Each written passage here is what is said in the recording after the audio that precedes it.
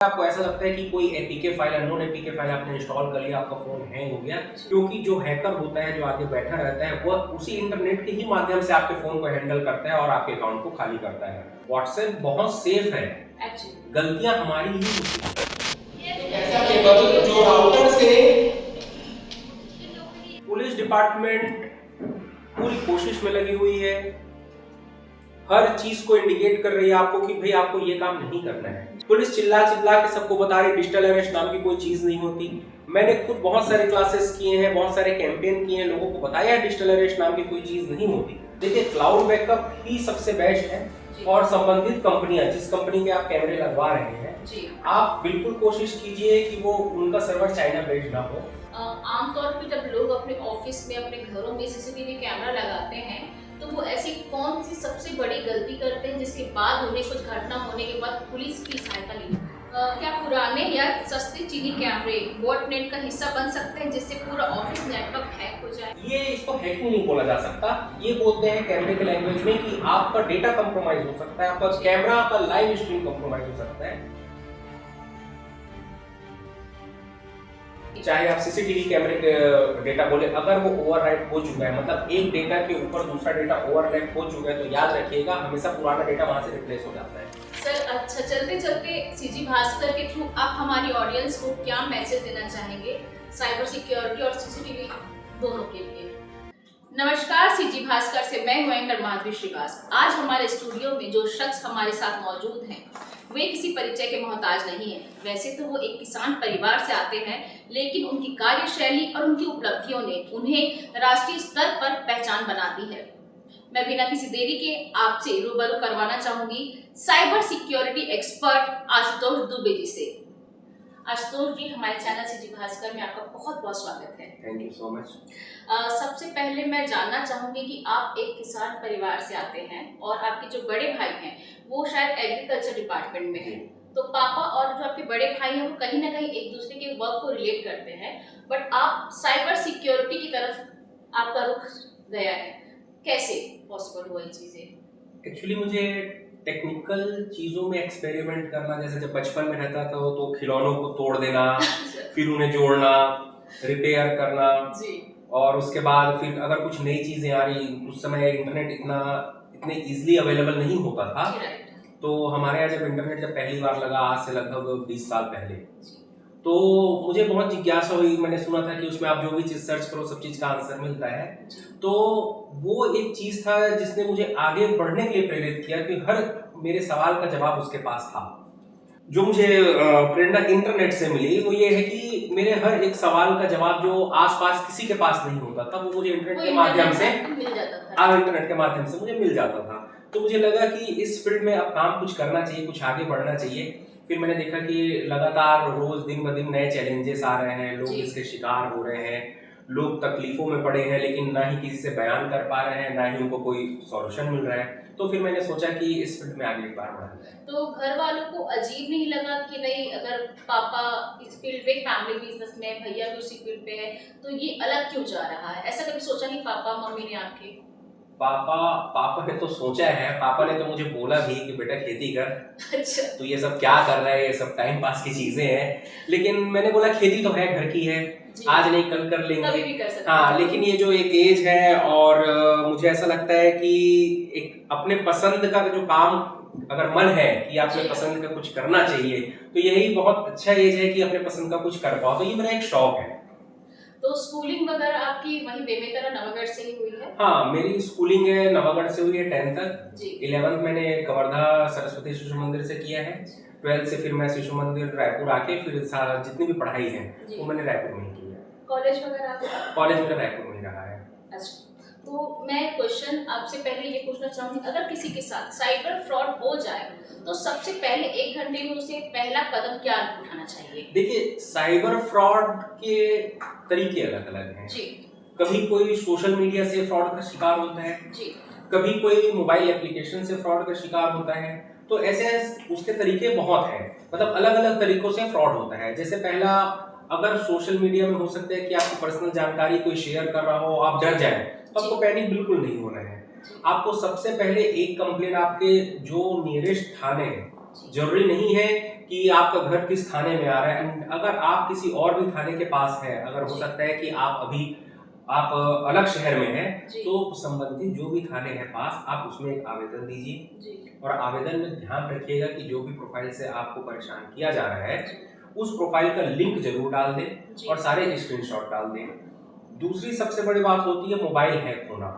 ये बहुत आम है, जिससे आपके फोन पे से सारे पैसे या फिर जो भी एप्लीकेशन है यूपीआई ठगी होता है। तो सबसे पहले आपको यही करना है, अगर आपको ऐसा लगता है कि कोई APK file, unknown APK file आपने इंस्टॉल कर लिया, आपका फोन हैंग हो गया, तो कोशिश कीजिए कि सबसे पहले आप इंटरनेट बंद करें, क्योंकि जो हैकर होता है, जो आगे बैठा रहता है, वह उसी इंटरनेट के ही माध्यम से आपके फोन को हैंडल करता है और आपके अकाउंट को खाली करता है। जी, मतलब इंटरनेट जितना हमें सुविधाएं दे रहा है, उससे खतरा भी वो हमारे लिए बना हुआ है। जी बिल्कुल, जैसे आपने पहले विज्ञान के निबंध में पढ़ा है ना, विज्ञान के चमत्कार में फूल के साथ कांटे भी। राइट। तो अगर ये फूल है तो साथ में कांटे भी है। अब हमको फूल को पसंद करके कांटे से कैसे बचना है, वो सारी जानकारी मैं लोगों को देता हूँ। सर, मैंने कुछ समय पहले सुना था कि जैसे फेसबुक हैक होना और इंस्टाग्राम हैक होना, फोन पे, गूगल पे हैक होना, कुछ समय से आया है कि व्हाट्सएप हैक होकर व्हाट्सएप के थ्रू भी किसी के साथ ठगी हो रहा है या कुछ अननोन मैसेजेस आ रहे हैं। तो व्हाट्सएप यूज करना कितना सही है लोगों के लिए? देखिए, व्हाट्सएप बहुत सेफ है, एक्चुअली गलतियां हमारी ही होती हैं। अच्छा। जैसे हम कई बार क्या करते हैं, मैंने अभी आपको बताया कि एक अननोन एपीके फाइल आ रहा है जी। हो सकता है किसी और का व्हाट्सएप हैक हुआ हो, उन्होंने हैक करके भेज दिया, ये एपीके फाइल आप इंस्टॉल कीजिए। तो जब तक आप उसमें श्योर नहीं, पहले आप सामने वाले को फोन कीजिए कि आपके व्हाट्सएप से आप ऐसा मैसेजेस आया है, आपने क्यों भेजा। आपको वहीं से क्लियर हो जाएगा कि उसने ऐसा कोई मैसेज भेजा ही नहीं है। राइट। हाँ, तो आपको वो, अगर आपने वो इंस्टॉल किया तो सीधा जो आपके व्हाट्सएप का डेटा वो हैकर के पास पहुंच जाएगा। फिर आपके नाम से जैसे मैसेज आपको रिसीव हुआ है, सेम मैसेजेस सबको रिसीव होने चालू हो जाएंगे। तो सबसे पहले आप जिनके नंबर से मैसेज आ रहा है, पहले आप उनको कॉल कीजिए, उनसे कंफर्म कीजिए। सर, जैसे कि आजकल क्या हो रहा है ना कि आजकल ठगी का शिकार तो हर कोई हो रहा है, साइबर क्राइम में हर कोई फंस रहा है, लेकिन नाबालिग जो बच्चे हैं, जो यंगस्टर्स हैं, वो बहुत बुरी तरीके से आजकल साइबर क्राइम का शिकार हो रहे हैं। इसका रीजन क्या है? इसका रीजन सबसे बड़ा है कि मोबाइल। जी। आज जब बच्चे छोटे रहते हैं, हम उनको चुप करवाने के लिए मोबाइल दे देते हैं। राइट। बच्चों के मन में कोई शंका होती है, कोई सवाल करते हैं, तो सवाल का जवाब जानने के लिए हम मोबाइल दे देते हैं। लेकिन पेरेंट्स को भी ये चीज़ों को समझना चाहिए कि अगर हम बच्चों को मोबाइल दे रहे हैं, तो मोबाइल में वो क्या एक्टिविटी कर रहे हैं, मोबाइल में कौन से एप्लीकेशन को यूज कर रहे हैं, क्या गेम खेल रहे हैं, ये सारी जानकारी पेरेंट्स को होनी चाहिए। पेरेंट्स को बीच बीच में बिल्कुल बच्चों का मोबाइल चेक करना चाहिए कि मोबाइल में वो क्या कर रहे हैं। और अगर आपको ऐसा लगता है कि बच्चे के नेचर में कुछ बदलाव आया है या बच्चा कुछ परेशान सा लग रहा है, तो मोबाइल से हटकर उनके साथ बैठे उनसे पूछें कि उन्हें समस्या किस चीज में आ रही है। क्योंकि हमने पहले भी देखा हुआ है कि कई मोबाइल एप्लीकेशन और गेम ऐसे होते हैं जिसमें बच्चे या तो कार्ड नंबर डाल के फंस जाते हैं, कंटिन्यू से पैसे की डिमांड की जाती है, और हम इतने डिस्टेंस बना चुके होते हैं सोशल मीडिया के चक्कर में और मोबाइल के चक्कर में बच्चों से, कि वो बच्चे अपनी परेशानी हम तक बयान कर ही नहीं पाते।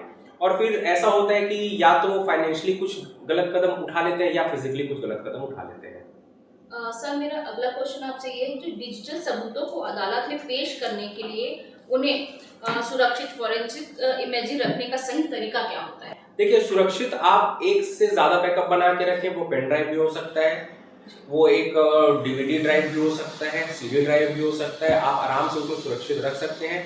बस याद रखें कि अगर आप किसी भी स्टोरेज डिवाइस जैसे पेन ड्राइव है या एक्सटर्नल हार्ड डिस्क है, अगर आप उसमें डेटा रख रहे हैं, तो ध्यान जरूर रखिएगा कि उस डिवाइस को किसी अननोन कंप्यूटर या मोबाइल में नहीं लगाना है। इससे वायरस का खतरा होगा और हो सकता है कि वो डिवाइस ब्रेक हो जाए या उसका डेटा लॉस हो जाए। सर, एक एक्सपर्ट के तौर पर आप खुद को निजी डेटा और प्राइवेसी को सुरक्षित रखने के लिए रोजाना किन टूल्स या आदतों का पालन करते हैं? देखिए, इसके लिए किसी टूल्स का उपयोग करने की जरूरत नहीं है जी। ऑलरेडी जो सोशल मीडिया प्लेटफॉर्म है वो हमको काफी हद तक तो सिक्योर रखी है, लेकिन कुछ गलतियां हम करते हैं जी। जैसे प्राइवेसी चेकअप। अब तो सारे सोशल मीडिया में प्राइवेसी चेकअप का एक ऑप्शन आ गया है कि 1 महीने, 3 महीने या 6 महीने ऑटोमेटिक आपकी प्राइवेसी को चेक किया जाएगा। अगर आपके मान लीजिए पासवर्ड स्ट्रांग नहीं है, पासवर्ड स्ट्रांग होने का मतलब अल्फा न्यूमेरिक, एक कैपिटल लेटर, स्मॉल लेटर और स्पेशल सिंबल से जो पासवर्ड बनता है, आप वो पासवर्ड का उपयोग कीजिए। अगर सोशल मीडिया प्लेटफॉर्म को ये लगता है कि आपने ऐसा नहीं किया है तो आपको इंडिकेट जरूर करेगा वो। और आपको पासवर्ड ये मान के चलिए, अगर आपको बहुत अच्छे से सुरक्षित रहना है तो आपको पासवर्ड 1 महीने से 3 महीने के बीच हमेशा बदलना चाहिए। याद रखें, वो पासवर्ड आपका डेट ऑफ बर्थ नहीं होना चाहिए, आपके मोबाइल नंबर से मिलता जुलता नहीं होना चाहिए। सर, आपको ऐसा नहीं लगता कि आने वाले समय में एआई आपकी जगह ले लेगा, यह आपके काम को और ज्यादा आसान बना रहा है? एआई काम को तो आसान बना सकता है लेकिन जगह को नहीं ले सकता, क्योंकि एआई एक वर्चुअल रोबोट है। जैसे हम रोबोट देखते हैं कि हमने रोबोट में कुछ बटन ऑन किया, कमांड दिया, रोबोट ने वर्क करना स्टार्ट कर दिया, ठीक यही एआई है, बस वर्चुअल है। लेकिन एआई के पास भावनाएं नहीं है जी। एआई चीजों को समझ नहीं सकता। एआई कमांड में काम करता है, आपने जो कमांड दिया वो काम करेगा, फिर वो अच्छा कमांड हो चाहे बुरा कमांड हो। तो एआई काम आसान कर सकता है, जगह नहीं ले सकता। भारत में साइबर कानूनों में आप ऐसा कौन सा बदलाव देखना चाहते हैं जो अपराधियों के मन में डर पैदा कर सके, कि लोग मतलब साइबर क्राइम करने से पहले उन्हें थोड़ा सा डर हो जाए? मुझे ऐसा लगता है कि जब साइबर क्राइम होता है जी। तो यह एक वर्चुअल क्राइम है। वर्चुअल क्राइम का मतलब ना वो फिजिकल इंगेज हुआ जी। ना फिजिकली किसी को उसने डैमेज किया। जी। तो कानून भी जो बने हैं वो कुछ सालों की सजा या बहुत सामान्य कानून बने हैं। अगर ये स्ट्रिक्टनेस अगर इस कानून में लाया जाए कि जैसे किसी ने साइबर फ्रॉड किया है या किसी के अकाउंट से उसने पैसे खाली किए हैं, तो अगर उस पैसे की वसूली अगर उसके पर्सनल खातों से या पर्सनल एसेट से किया जाए तो हो सकता है कि एक डर साइबर फ्रॉड के मन में बैठे। आम लोगों की ऐसी कौन सी आदत है जो आपको परेशान करती है कि लोग ये चीज जानते हुए भी अपने आप को खतरे में डाल रहे हैं करके? पुलिस डिपार्टमेंट पूरी कोशिश में लगी हुई है, हर चीज को इंडिकेट कर रही है आपको कि भाई आपको ये काम नहीं करना है जी। आपको जैसे फॉर एग्जांपल डिजिटल अरेस्ट आ रहा है जी। पुलिस चिल्ला चिल्ला के सबको बता रही डिजिटल अरेस्ट नाम की कोई चीज नहीं होती। मैंने खुद बहुत सारे क्लासेस किए हैं, बहुत सारे कैंपेन किए हैं, लोगों को बताया है डिजिटल अरेस्ट नाम की कोई चीज नहीं होती जी। उसके बावजूद लोग उसमें फंस रहे हैं, पढ़े लिखे लोग फंस रहे हैं। आप हमेशा, मैं तो ये बोलता हूँ, आप हमेशा अखबार जरूर पढ़िए। अखबार में वर्तमान में हो रहे साइबर क्राइम हो चाहे नॉर्मल जो भी क्राइम हो उसके अपडेट और ऑथेंटिक जो न्यूज होता है वो आपको अखबार में मिलेंगे जो आप जिससे आपको समझ में आएगा कि केस क्या क्या हो रहे हैं और उनसे कैसे बचना। सर, इससे मैं थोड़ी सी बातों का मोड़ फिल्मों की तरफ करना चाहूंगी। जैसे फिल्मों में दिखाया जाता है कि एक हैकर रहता है, वो 2 मिनट में हैक कर लेता है, फिर जो सॉल्व करने वाला होता है वो 2 मिनट में उसको सॉल्व करके हैक से हटा देता है। तो आपको हंसी आती है या आपको आश्चर्य नहीं लगता कि 2 मिनट में चीजें पॉसिबल ही नहीं है? फिल्मों में तो 3 घंटे में आतंकवादी को मारा जाता है जी राइट। तो वो आपको जवाब तो मिल गया होगा। हर चीज 2 मिनट में करना आसान नहीं है जी। किसी भी चीज को कितना समय लगता है, बस मैं ये जानना चाह रही हूँ। नहीं, इसका कोई मापदंड नहीं है जी। जैसे आपको अकाउंट रिकवरी लेना है तो हो सकता है वो आधे घंटे में हो जाए जी।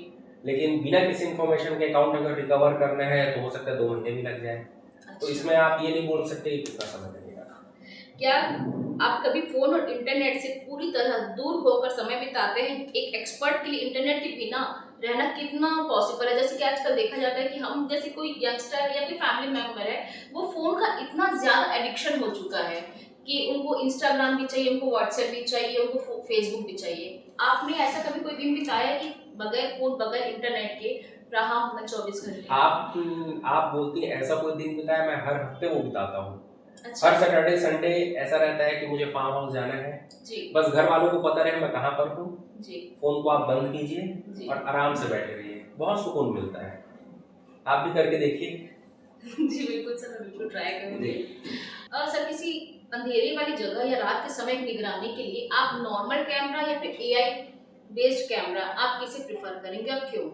आज के ज़माने के हिसाब से देखा जाए तो एआई कैमरा बेस्ट है। जी, क्यों? होता क्या चीज़ है, अगर कोई ह्यूमन बॉडी डिटेक्ट करता है, जैसे नॉर्मल कैमरे में आप ये नहीं देख सकेंगे कि कैमरे के सामने कब कौन आया, वो देखने के लिए आपको पूरा फुटेज देखना पड़ेगा। लेकिन अगर आप एआई बेस्ड कैमरा यूज करते हैं तो ह्यूमन बॉडी का अलग मार्क होता है और अगर कोई उसके सामने पेट्स आ जाए उनका अलग मार्क होता है। तो आप ये देख सकते हैं, फॉर एग्जांपल आपने देखा कि रात को 2 बजे मेरे कैमरे के सामने ह्यूमन बॉडी डिटेक्ट हुआ है। आप जैसे ह्यूमन बॉडी को क्लिक करेंगे आपको समझ में आ जाएगा कि कैमरे के सामने कौन ह्यूमन बॉडी आया है। लेकिन अगर आप इसी जगह में अगर नॉर्मल कैमरे यूज करेंगे तो आपको समझ में नहीं आएगा कि कब कैमरे के सामने कौन आया। उसके लिए आपको पूरा फुटेज देखना पड़ेगा, तो एआई कैमरा ही बेस्ट है। सर आज के दौर में क्या एनालॉग कैमरे की जो इस्तेमाल पूरी तरह बंद कर देनी चाहिए? आईपी कैमरे ज्यादा सुरक्षित हैं? हाँ बिल्कुल, आईपी कैमरे ज्यादा सुरक्षित रीजंस है। क्या है उसके? देखिए आईपी कैमरे में सिक्योरिटी प्रोटोकॉल बहुत हाई होते हैं। एचडी कैमरे एकदम नॉर्मल कैमरे हैं। जब पहले कैमरे का आविष्कार हुआ, जब कैमरा आया तब कहे एचडी कैमरा, तो उस समय इतनी हमें सुरक्षा की जरूरत नहीं पड़ती थी। मतलब मैं कैमरे से सुरक्षा की बात नहीं करूँ, कैमरे की सुरक्षा की बात कर रहा हूँ। और आज हमारे जो डेटा है वो हम तक ही रहे, हमारे कैमरे कोई और ना देखे, तो ये सारे जो सुरक्षा के मापदंड हैं वो आईपी कैमरे में उपलब्ध है। अक्सर अपराधी डीवीआर और एनवीआर ही चोरी करके ले जाते हैं। ऐसे में क्लाउड स्टोरेज या ऑफ साइट बैकअप सेटअप करने के लिए सबसे किफायती तरीका क्या है? देखिए क्लाउड बैकअप ही सबसे बेस्ट है। और संबंधित कंपनियां, जिस कंपनी के आप कैमरे लगवा रहे हैं जी, आप बिल्कुल कोशिश कीजिए कि वो उनका सर्वर चाइना बेस्ड ना हो, मेड इन इंडिया हो। बहुत सारी कंपनियां मेड इन इंडिया आ चुकी हैं, तो उसी कंपनी से ही संबंधित जो सॉफ्टवेयर है वही यूज करें, थर्ड पार्टी सॉफ्टवेयर यूज ना करें, क्योंकि हो सकता है कि थर्ड पार्टी में आपका डेटा कंप्रोमाइज हो जाए। अच्छा, जैसे कि कहा जाता है sir, sorry to interrupt you, कि थर्ड पार्टी ऐप जो हमारे फोन पे बहुत सारे होते हैं, जैसे टेलीग्राम है, पिकासो है, ये थर्ड पार्टी ऐप्स हैं जो आजकल ह्यूमन सभी के फोन्स में अवेलेबल होते हैं, तो क्या ये भी डेंजरस है? देखिए एंड्रॉइड कोई सॉफ्टवेयर खुद नहीं बनाता जी, सारे थर्ड पार्टी ही होते हैं, लेकिन आप इसको अगर कैमरे के उसमें लेंगी तो दोनों चीजें अलग अलग हैं जी। ये आपके जो आप जो थर्ड पार्टी ऐप बोल रही हैं वो मोबाइल को चलाने के लिए जरूरी चीजें हैं, लेकिन ये जो मैं थर्ड पार्टी ऐप बोल रहा हूँ कैमरे का, ये कैमरे चलाने के लिए जरूरी नहीं, ये हमारे लिए एडिशनल फीचर है। हाँ, तो कोशिश यही करें कि अगर आपको क्लाउड का सब्सक्रिप्शन लेना हो तो संबंधित जिस कंपनी के कैमरे हैं आप उन्हीं का सब्सक्रिप्शन लीजिए। आमतौर पे जब लोग अपने ऑफिस में, अपने घरों में सीसीटीवी कैमरा लगाते हैं, तो वो ऐसी कौन सी सबसे बड़ी गलती करते हैं जिसके बाद उन्हें कुछ घटना होने के बाद पुलिस की सहायता लेनी पड़ती है? देखिए सबसे बड़ी गलती ये करते हैं, जो रिकॉर्डर होता है वो हमेशा फ्रंट में रखते हैं जी, या तो टीवी के नीचे रहेगा या सामने रहेगा, सामने रहेगा तो लॉक ओपन रहेगा जी। तो कोई चोर आता है तो सबसे पहले उसी को उठा के ले जाता है। अच्छा, तो मतलब उसका माइंडसेट होता है कि यही रखा होगा जी, है ना। तो और ये चीज आईपी कैमरे में नहीं है। आईपी कैमरे में आप सारे कैमरे का पावर सप्लाई अलग जगह और रिकॉर्डर को बहुत सेफली आप कहीं पर भी घर में रख सकते हैं जी। हाँ, तो आपको सबसे पहले रिकॉर्डर को सेफ रखना है, जो लोग गलतियां करते हैं। क्या पुराने या सस्ते चीनी कैमरे बॉटनेट का हिस्सा बन सकते हैं जिससे पूरा ऑफिस नेटवर्क हैक हो जाए? बिल्कुल, ये इसको हैकिंग नहीं बोला जा सकता, ये बोलते हैं कैमरे के लैंग्वेज में कि आपका डेटा कंप्रोमाइज हो सकता है, आपका कैमरा का लाइव स्ट्रीम कंप्रोमाइज हो सकता है जी। आज भी ऐसे बहुत सारे वेबसाइट्स अवेलेबल हैं जहां आपको स्टैटिक ऐप के थ्रू ये दिख जाएगा जी। अगर आप उसको क्लिक करेंगे तो आपको बकायदा ये दिखेगा कि इस लोकेशन का ये कैमरा जिसको आप लाइव देख रहे हैं, तो हो सकता है कि आपका ऑफिस भी कोई देख रहा हो बैठकर।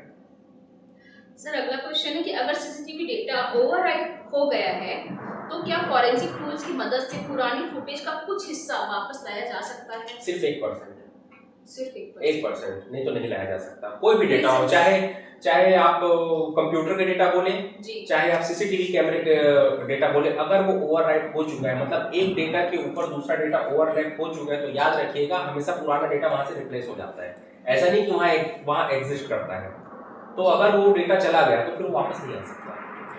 कि जैसे कि मैंने आपसे शुरू में पूछा कि आप इस फील्ड जैसे आए तो आपको पापा ने आपके मना किया था, तो आज जब आप पूरे राज्य के पुलिस एकेडमी को प्रशिक्षण दे रहे हैं, आपको नेशनल अवार्ड्स मिल रहे हैं, इतना नाम आज आपका हो चुका है कि छत्तीसगढ़ का हर वर्ग का व्यक्ति आपको जानता है, तो पापा का क्या रिएक्शन रहता है, आपके घर वालों का?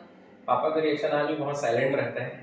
जैसे सभी के पापा होते हैं, चेहरा देख के समझना पड़ता है कि वो क्या बोल रहे हैं। कभी कभार उनको देख के समझ में आता है कि मुझे बधाई भी दे रहे हैं। अच्छा। लेकिन बोलते नहीं। हाँ, लेकिन एक चीज है, बाकी लोगों के पास जरूर वो बोलते हैं कि आज मेरे बेटे को ये उपलब्धि मिली है, बिल्कुल प्राउड होता है। उसका एक कारण भी है कि मैंने पापा के बात को 100% नकारा नहीं है जी। मुझे जैसे यहाँ से समय मिलता है तो मेरा ये मानना है और मेरी कोशिश भी रहती है कि हफ्ते में 2 दिन, 2 दिन या अगर काम कम है तो 3 दिन, तो मैं बिल्कुल उनके काम में ध्यान देता हूँ। मतलब आपने अपने सपने को भी जिया है और पापा के सपने को मरने भी नहीं दिया, उन दोनों को साथ में बैलेंस करके जिया। बिल्कुल, देखिए जिंदगी जीने का नाम ही यही होता है कि अगर आप 2 चीजों के बीच में सामंजस्य बना पाए।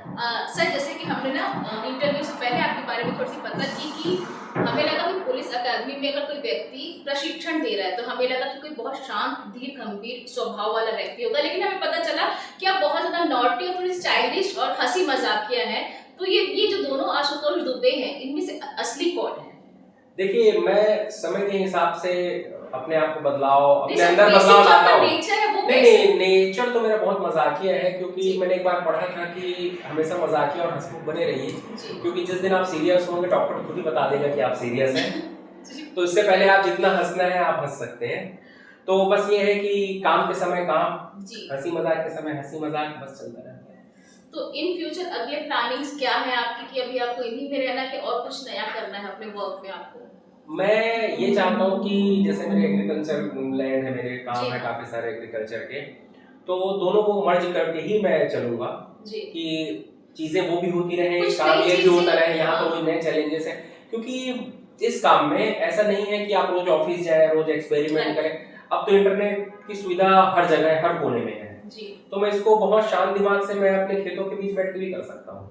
जी, जैसा कि अभी आपने कहा जी, कि मैं बिल्कुल। फ्राइडे, सैटरडे, संडे हाँ जी, एकदम मैं बिल्कुल। चला जाता हूँ शांति की तलाश जी में। जी जी। तो सर मैं ये जानना चाहूंगी कि आज आप जैसे खड़े हैं, इस मोड़ पे हैं, इस जगह पे हैं, तो इसका क्रेडिट आप किसे देना चाहेंगे? जैसे होता है ना कि हर एक सक्सेसफुल आदमी के पीछे एक औरत का हाथ होता है, लेकिन आपके यहाँ तो पापा भी हैं, भैया भी हैं और अंकिता जी भी हैं, मम्मी जी भी हैं, देखिए, आपकी प्यारी सी बिटिया भी है। हाँ देखिए, मैं सही बात, मैं एकदम सच बात कहूँ जी। तो आगे बढ़ने की प्रेरणा जी। तो मेरे मम्मी पापा ने ही मुझे दिया है, मेरे पेरेंट्स ने दिया है, उन्होंने मुझे सपोर्ट किया। लेकिन जब शादी हुई, जी। शादी होने के बाद अंकिता भी बोल सकती थी कि आपको इतना भाग-दौड़ करने की जरूरत नहीं है, आप घर बैठो, घर का काम देखो, क्यों इतनी दूर जाते हो, क्यों ये काम करते हो। लेकिन अंकिता ने मुझे काफी सपोर्ट किया, उन्होंने मुझे सीधा कहा आपको जब भी काम रहे आप जाइए, चाहे जितने दिनों के लिए जाना चाहिए, जितने दिनों के लिए आपको जाना है आप जा सकते हैं, बाकी घर को संभालने के लिए और पेरेंट्स को संभालने के लिए मैं तो हूँ ही। तो मैं बिल्कुल घर की तरफ से बहुत निश्चिंत बैठा हूँ। मैं अंकिता जी का अगर आपने नाम लिया तो मैं ये पूछना चाहूंगी, एज अ हस्बैंड अंकिता जी आपको 10 में से कितने रिमार्क्स देती है? आप कैसे पति हैं पर्सनल लाइफ में उनके साथ? मैं बहुत बोरिंग हूँ। अच्छा। क्योंकि कभी कभार ऐसा होता है कि अचानक मुझे कुछ याद आया और मैं अगर उस चीज में लगा हुआ हूँ, फिर अंकिता लाख सवाल कर लिए, मैं उसका जवाब नहीं देता। सर अंकिता जी एपिसोड देख रहे हैं? हाँ नहीं, बिल्कुल मैं फिर जवाब नहीं देता कि जब तक मेरा काम अगर पूरा नहीं हो गया है तब तक मैं किसी से ज्यादा बात करता नहीं हूँ।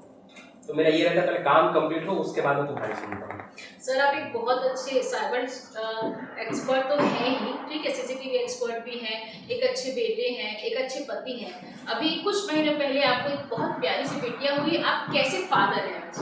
आपको क्या लगता है? अब देखिए, बेटी तो हुई है, अब ऐसा लगता है कि रिस्पॉन्सिबिलिटीज बढ़ी होंगी, कुछ बदलाव आए होंगे लाइफ में? नहीं, मेरे पेरेंट्स और अंकिता ने मुझे इन सब चीजों से मुक्त रखा है आज भी। अच्छा। हाँ, बस ये है ना कि बेटी का प्यार है जो मुझे वापस खींच लेता है घर की तरफ। बाकी बेटी के लिए मैं परेशान हूँ या बेटी परेशान कर रही है या बेटी के कारण घर वाले बोल रहे हैं नहीं अब तुम वापस आओ, घर पे रहना है, ऐसा कुछ भी नहीं है। तो बेटी भी आई है जी। तो मुझे बहुत तो खुशी है, जी। लेकिन बिल्कुल बेटी भी मुझे सपोर्ट करके चलती, भले ही छोटी है, परेशान बिल्कुल नहीं करती। सर अच्छा, चलते चलते सीजी भास्कर के थ्रू आप हमारी ऑडियंस को क्या मैसेज देना चाहेंगे साइबर सिक्योरिटी और सीसीटीवी दोनों के लिए? देखिए, सस्ती कोई चीज नहीं होती, अगर सस्ती है तो कुछ ना कुछ तो लूप होल है। आप कपड़े अगर सस्ते लेते हैं तो जल्दी फट जाते हैं, तो ठीक वैसे ही ये मान के चलिए कि ये एक ताला है सीसीटीवी कैमरा, अगर आप सस्ते के पीछे पड़ेंगे तो वो जल्दी टूटेगा। आप महंगे लेंगे, चीजें अच्छी लेंगे, तो वो जो कंप्रोमाइज होता है, जो लोगों का डेटा कंप्रोमाइज हो गया या घर के पर्सनल वीडियो कंप्रोमाइज हो गया, वो नहीं के बराबर होते हैं चांसेस। तो चीजें हमेशा अच्छी लीजिए। Thank you so much sir. Thank you. तो आप सभी ने आज सीजी भास्कर के साथ देखा आशुतोष दुबे जी ने सीसीटीवी एक्सपर्ट और साइबर सिक्योरिटी को लेकर कितनी सुविधाजनक और बहुत अच्छी बातें आप सभी से शेयर की। और बिल्कुल आपको बिल्कुल इस चीज का ध्यान रखना चाहिए, अपने बच्चों को साइबर क्राइम से होने से बचाना चाहिए, उन्हें मोबाइल फोन से दूर रखना चाहिए और अपने बच्चों के साथ उनका दोस्त बनकर रहना चाहिए, जिससे कि अपराध जो अपराध का स्तर है वो कुछ हद तक कम हो सके। आप सभी से इजाजत देना चाहूंगी, अगली कड़ी में मिलेंगे किसी ऐसे ही हस्ती के साथ। जय हिंद, जय भारत, जय छत्तीसगढ़।